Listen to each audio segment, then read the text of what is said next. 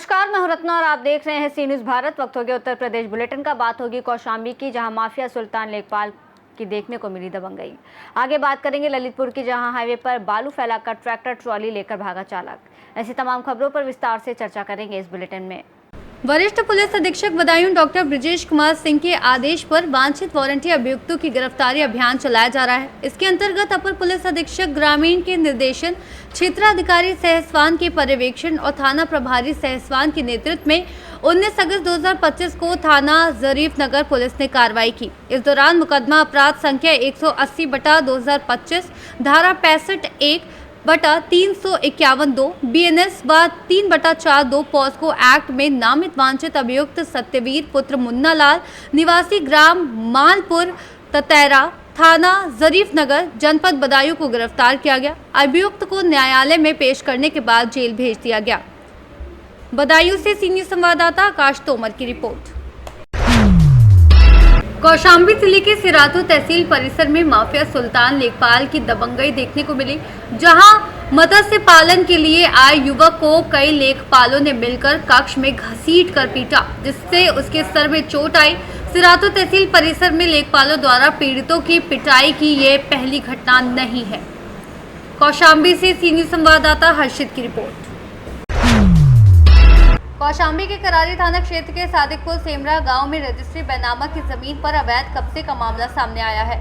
रसूलपुर बड़गांव निवासी श्वेता देवी संदीप ने 4 माह पूर्व रामहित पुत्र झरी से 11 बिस्वा जमीन खरीदी थी और उस पर बाउंड्री भी करवाई थी। आरोप है कि मंगलवार को विक्रेता व उसके परिवारजन पहुंचे और बाउंड्री तोड़कर अवैध निर्माण शुरू कर दिया। सूचना पीड़ित ने डायल 112 और करारी पुलिस थाना में शिकायत की, लेकिन कार्रवाई न होकर पीड़ित को घंटों थाने में बैठाए रखा गया, जबकि विपक्षी निर्माण करते रहे। अवैध कब्जे से परेशान पीड़िता ने मुख्यमंत्री हेल्प पोर्टल पर IGRS के माध्यम से शिकायत दर्ज कर अवैध निर्माण रोकने और आरोपियों पर सख्त कार्रवाई की मांग की।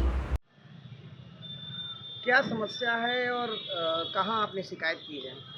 थाने में शिकायत किया। वो रामहित बाप का नाम झरी है, उससे मैं ज़मीन लिया।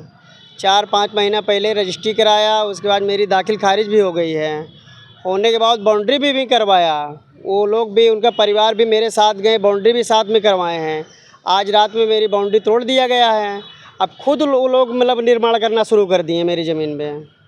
क्या कह रहे हैं वो लोग? वो कह रहे हैं कि आप लोग ज़बरदस्ती लिखाया गया ज़मीन, आप मतलब कि पैसा नहीं दिए हैं, यही सब चीज़ें बता रहे हैं। आपने भुगतान कैसे किया है? मैं चेक से पैसा दिया हूँ। चेक क्लियर हो गई है? चेक क्लियर हो गई है। आप जब थाने गए तो क्या दिक्कत? थाने गया, वहाँ जब ये काम लगाए हैं तो वहाँ जब मैं गया तो वहाँ गाली गलौज करना शुरू कर दिए। तो मैं 112 में कॉल किया, तो फिर पुलिस वाले भी पहुँचे वहाँ, वह काम रुकवाएँ। फिर वो बोले कि ऐसा दोनों पास थाने चलिए। तो मैंने थाने आया, 2 घंटा थाने में बैठा था। बैठने के बाद फिर उसके बाद कोई कुछ वहाँ कह ही नहीं रहा है, विपक्षी पहुँचे ही नहीं है। तो मैंने एप्लीकेशन एक फिर दोबारा लिख के डाला। डालने के बाद सिपाही बोल रहे थे कि आप जाइए, और जाने के बाद जैसे मैं आ गए मतलब गांव पहुंचा, वैसे काम फिर शुरू कर दिए। बाउंड्री का मतलब वही पिलर फिर ढलवाने लगे। तो फिर मैं DM साहब के यहाँ भाग के आया मंजनपुर। आपने और कहाँ शिकायत की है? मुख्यमंत्री वहाँ भी कॉल किया, ये क्या है 1076 में भी कॉल किया। क्या चाहते हैं? अब चाहते सर क्या है, मतलब कि मुझे ज़मीन मिलना चाहिए। मैंने रजिस्ट्री करवाया, पैसा भी दिया, मेरी वाइफ के नाम ज़मीन हुई है। गुंडई के दम पर कब्जा कर रहे हैं। नेता नगरी भी बोल लगे हैं वो लोग भी। क्या नाम है आपका? मेरा नाम संदीप कुमार है। कौशाम्बी से सी न्यूज़ संवाददाता इम्तियाज की रिपोर्ट।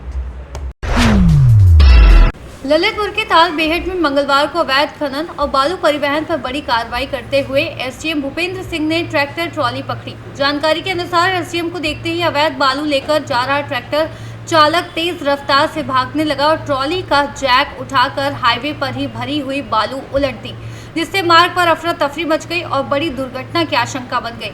हालांकि SDM की सतर्कता से ट्रैक्टर ट्रॉली को पकड़ लिया गया। फिलहाल वाहन जब्त कर जाँच की जा रही है। प्रशासन ने कहा कि अवैध खनन और बालू परिवहन करने वालों पर कड़ी कार्रवाई जारी रहेगी। ललितपुर से सी न्यूज़ संवाददाता विकास सोनी की रिपोर्ट।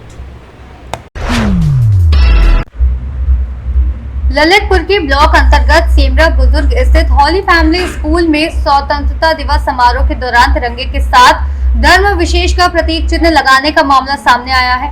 ध्वजारोहण का ये वीडियो सोशल मीडिया पर वायरल होते ही हड़कंप मच गया। मामले को फ्लैग कोड ऑफ इंडिया 2002 का उल्लंघन माना जा रहा है।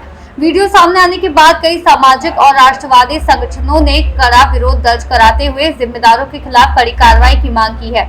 विरोध के चलते जनमानस में आक्रोश फैल गया। जिला विद्यालय निरीक्षक DIOS ओम प्रकाश ने मामले को गंभीरता से लेते हुए संज्ञान में लिया और स्कूल प्रबंधन को नोटिस जारी कर स्पष्टीकरण मांगा है।